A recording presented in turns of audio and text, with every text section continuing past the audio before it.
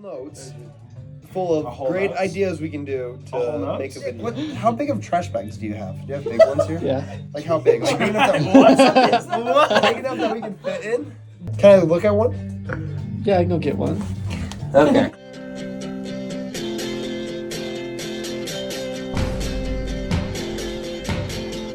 What up, Maggie? Okay, guys, we're going to Sophie's house as trash bags. Okay, we're gonna demonstrate what we're gonna do on their porch.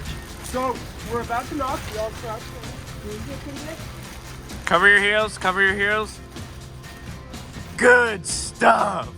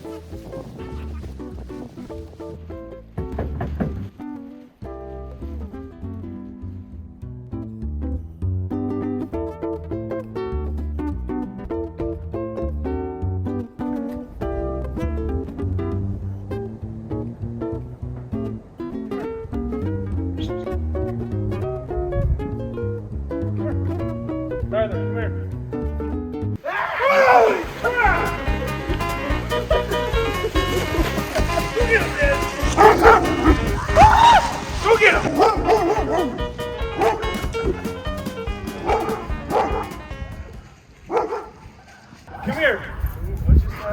There was just 4 bags sitting here, and I reached down to see what it was in, and somebody stood up. Come here, Des.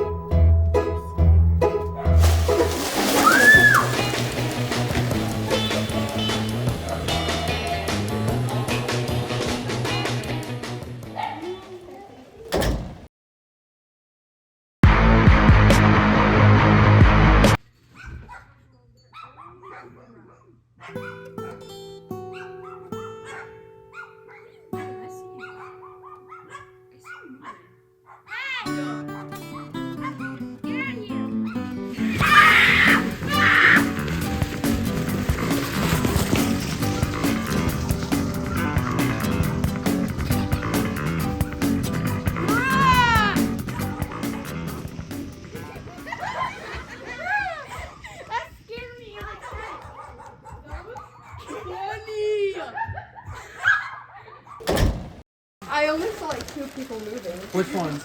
Yeah, which bag? The one right there and the one right here. Whoever's right there sucks.